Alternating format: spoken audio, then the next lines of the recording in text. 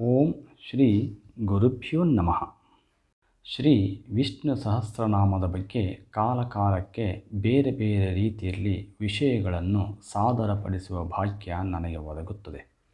ಇಂದಿನ ಸಂಚಿಕೆಯಲ್ಲಿ ಶ್ರೀ ವಿಷ್ಣು ಸಹಸ್ರನಾಮ ಮತ್ತು ಅದರ ಮಹತ್ವದ ಬಗ್ಗೆ ಹಿರಿಯರೊಬ್ಬರಿಂದ ಕೇಳಿ ತಿಳಿದ ವಿಚಾರವಿದು. ತಿರುಚಿಯ ಶ್ರೀ ರಂಗನಾಥ ದೇವಸ್ಥಾನ. ಅಲ್ಲಿ ಬೆಳಗಿನ ಪೂಜೆ ಆದ ಬಳಿಕ ದೇವರಿಗೆ ಸಮರ್ಪಣೆ ಮಾಡಿದ ಪ್ರಸಾದವನ್ನು ಅಲ್ಲಿ ನೆರೆದ ಭಕ್ತರಿಗೆ ಹಂಚುವುದು ವಾಡಿಕೆ. ಹಾಗೆ ಅದನ್ನು ಸ್ವೀಕರಿಸಲು ಭಕ್ತರೆಲ್ಲರೂ ಸರದಿಯಲ್ಲಿ ಬಂದು ಭಕ್ತಿಯಿಂದ ಸ್ವೀಕರಿಸುತ್ತಿದ್ದಾಗ ಕಡು ಬಡವ ಆದರೆ ವಯಸ್ಸಿನಲ್ಲಿ ಹಿರಿಯರೊಬ್ಬರು ಸರದಿಯನ್ನು ದಾಟಿ ಎಲ್ಲರನ್ನು ದೂಡಿ ಮುಂದೆ ಹೋಗಿ ನಿಲ್ಲುತ್ತಿದ್ದರು. ಅವರ ವಯಸ್ಸನ್ನು ಗಮನಿಸಿದ ಇತರರು ಅವರ ನಡೆ ಇಷ್ಟವಾಗದೇ ಹೋದರೂ ಆಕ್ಷೇಪಣೆ ಮಾಡುತ್ತಿರಲಿಲ್ಲ. ಆ ಹಿರಿಯರು ಕೈಯಲ್ಲಿ ದೊಡ್ಡದೊಂದು ಪಾತ್ರೆಯನ್ನು ಹಿಡಿದು ಅದರ ತುಂಬ ಪ್ರಸಾದವನ್ನು ಕೇಳುತ್ತಿದ್ದರು. ನಾನು ಬಡವ, ನನಗೆ 6 ಜನ ಮಕ್ಕಳಿದ್ದಾರೆ, ಇದು ಸಿಗದಿದ್ದರೆ ಅವರೆಲ್ಲ ನಿರಾಹಾರರಾಗಬೇಕಾಗುತ್ತದೆ ಎನ್ನುತ್ತಾ ಒಂದು ರೀತಿಯ ಬಲವಂತದಿಂದ ಪ್ರಸಾದವನ್ನು ಕೇಳಿ ಪಡೆಯುತ್ತಿದ್ದರು.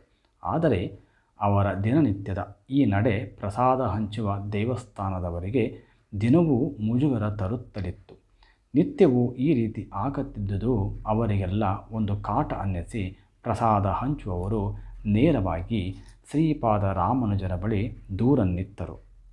ಇವರ ದೂರನ್ನು ಆಲಿಸಿದ ಶ್ರೀಪಾದ ರಾಮಾನುಜರು ಆ ಬಡ ಭಕ್ತನನ್ನು ನೋಡಿ ವಿಚಾರ ಅರಿಯಲೆಂದು ಒಂದು ದಿನ ಪ್ರಸಾದ ಹಂಚುವಲ್ಲಿಗೆ ಬಂದು ಆ ಬಡವ ಆದರೆ ವಯಸ್ಸಿನಲ್ಲಿ ಹಿರಿಯರಾದ ಅವರನ್ನು ಕಂಡು, ಯಾಕೆ ನೀವು ಸರದಿ ತಪ್ಪಿಸಿ ಬಂದು ಹೀಗೆ ಮಾಡುತ್ತೀರಿ ಎನ್ನಲು ಆ ಹಿರಿಯರು, ಸ್ವಾಮಿ, ನಾನು ಬಡವ, ನನಗೆ 6 ಜನ ಸಣ್ಣ ಸಣ್ಣ ಮಕ್ಕಳಿದ್ದಾರೆ, ಹೊಟ್ಟೆಗೆ ಗತಿಯಿಲ್ಲ, ಹಾಗಾಗಿ ನಾನು ಎಲ್ಲರನ್ನೂ ಹಿಂದೆ ಹಾಕಿ ಮುಂದೆ ಬಂದು ನಿಂತು ಪಾತ್ರೆಯಲ್ಲಿ ಪ್ರಸಾದ ಕೇಳುತ್ತೇನೆ. ಸಾಲಿನಲ್ಲಿ ನಿಲ್ಲುತ್ತಾಕಾದರೆ ಎಲ್ಲಿ ಪ್ರಸಾದ ಖಾಲಿಯಾಗುತ್ತದೆಯೋ ಅನ್ನುವ ತವಕ ಅಂದರು. ವಿಚಾರ ತಿಳಿದ ಶ್ರೀಪಾದ ರಾಮಾನುಜರು ಆ ಹಿರಿಯರನ್ನು, ನಿಮಗೆ ಶ್ರೀ ವಿಷ್ಣು ಸಹಸ್ರನಾಮ ಹೇಳಲು ಬರುತ್ತದೆಯೋ ಎಂದು ಕೇಳಲು ಹಿರಿಯರು, ನಾನು ಓದಿದವನಲ್ಲ, ಕಲಿತವನಲ್ಲ, ಆದರೆ ಇಲ್ಲಿ ದೇವಸ್ಥಾನದಲ್ಲಿ ಅಲ್ಪ ಸ್ವಲ್ಪ ಕೇಳಿಸಿಕೊಂಡಿದ್ದೇನೆ, ಶ್ರೀ ವಿಷ್ಣು ಸಹಸ್ರನಾಮ ಶ್ಲೋಕವನ್ನು ಅಂದರು. ಸರಿ, ಹಾಗಾದರೆ ನಿಮಗೆ ಬರುವಷ್ಟು ಹೇಳಿ ಎಂದು ಸ್ವಾಮಿಗಳು ತಿಳಿಸಿದಾಗ ಅವರು ಬರುವಷ್ಟನ್ನು ಹೇಳಿದರು. ಅಂದರೆ ನಿನಗೆ ಶ್ರೀ ವಿಷ್ಣುವಿನ 1000 ಹೆಸರಿನಲ್ಲಿ 6 ಹೆಸರು ಮಾತ್ರ ಬರುತ್ತದೆ ಎಂದಾಯಿತು ಎಂದಾಗ, ಹೌದು, ನಾನು ಕಲಿತವನಲ್ಲ ಎಂದು ಹಿರಿಯರು ಉತ್ತರಿಸಿದರು. ಆಗ ಶ್ರೀಪಾದರು, ಅದಕ್ಕೇನು ಬೇಸರವಿಲ್ಲ, ಅದರಲ್ಲಿ ಬರುವ 6ನೆಯ ಹೆಸರು ಭೂತಭೃತ್, ಅಂದರೆ ಎಲ್ಲ ಜೀವಿಗಳನ್ನು ಪೋಷಿಸುವವನು ಎಂದರ್ಥ. ನೀನು ಶ್ರದ್ಧೆ ಮತ್ತು ಸಂಪೂರ್ಣ ಭಕ್ತಿಯಿಂದ ಆ 6ನೆಯ ಹೆಸರನ್ನು ಜಪ ಮಾಡು, ಅದರಿಂದ ನಿನ್ನ ಸಕಲ ಕಷ್ಟವೂ ಪರಿಹಾರವಾಗುತ್ತದೆ ಎಂದು ಅವರಿಗೆ ಶ್ರೀ ಭೂತಭೃತ್ಯಯೇ ನಮಃ ಎಂದು ಸದಾ ಪಠಿಸುವಂತೆ ಉಪದೇಶಿಸಿದರು. ಕೆಲ ದಿನಗಳ ಬಳಿಕ ಶ್ರೀಪಾದರು ಪ್ರಸಾದ ಹಂಚುವವರನ್ನು ಆ ಹಿರಿಯರ ಬಗ್ಗೆ ಮತ್ತೊಮ್ಮೆ ವಿಚಾರಿಸಿದಾಗ, ಸ್ವಾಮಿ, ಏಕೋ ಅವರು ಈಗ ಬರುತ್ತಿಲ್ಲ, ಏನಾಗಿದೆ ಅಂತಾನೂ ಗೊತ್ತಿಲ್ಲ, ಬಹಳಷ್ಟು ಸಮಯವಾಯಿತು ಅವರನ್ನು ನೋಡದೆ. ಆದರೆ ಒಂದು ವಿಚಾರ, ದೇವರಿಗೆ ನೈವೇದ್ಯ ಮಾಡಿದ ಪ್ರಸಾದವನ್ನು ಪೂಜೆಯ ಬಳಿಕ ನೋಡಿದರೆ ಯಾರೋ ಅದರಿಂದ ಒಂದಷ್ಟನ್ನು ತೆಗೆದಂತೆ ಕಾಣಿಸುತ್ತಿದೆ. ಆ ಹಿರಿಯರು ಹೇಗೋ ಬಂದು ಅದನ್ನು ತೆಗೆಯುತ್ತಾರೋ ಏನೋ ಅನ್ನುವ ಸಂಶಯವನ್ನು ವ್ಯಕ್ತಪಡಿಸಿದರು.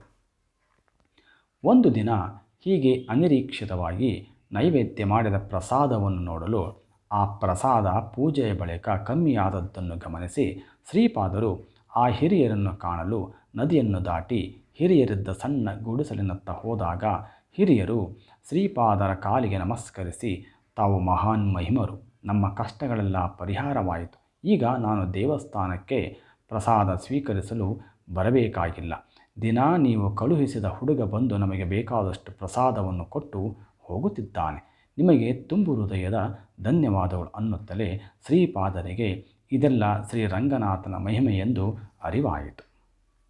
ಭೂತಭೃತ್, ಎಲ್ಲ ಜೀವಿಗಳನ್ನು ಪೋಷಿಸುವವನು ಅವನೇ ಆಗಿರುವಾಗ ಭಕ್ತಿಯಿಂದ ಪೂಜಿಸಿದ ಜಪ ಮಾಡಿದ ಹಿರಿಯರನ್ನು ಹೇಗೆ ಬಿಟ್ಟು ಹೋಗುತ್ತಾನೆ ಎಂದು ಮನದಲ್ಲಿಯೇ ನೆನೆಸಿದರು. ಅಲ್ಲದೆ ಭಗವದ್ಗೀತೆಯಲ್ಲಿ ಶ್ರೀಕೃಷ್ಣ ಹೇಳಿದ ಮಾತು ಮತ್ತೆ ನೆನಪಾಯಿತು. ನಚ ಮಸ್ತಾನಿ ಭೂತಾನಿ ಪಶ್ಯಾಮಿ ಯೋಗಮಸ್ವರಂ ಶ್ರೀ ವಿಷ್ಣು ಸಹಸ್ರನಾಮದ ಪ್ರತಿಯೊಂದು ಹೆಸರು ಅದರದೇ ಆದ ಮಹತ್ವವನ್ನು ಹೊಂದಿದೆ. ಅದನ್ನು ಅರಿತು ಪಠಿಸಿದರೆ ಇನ್ನಷ್ಟು ಒಳಿತಾಗುತ್ತದೆ. ಸರ್ವೇ ಜನ ಸುಖಿನೋ ಭವಂತು.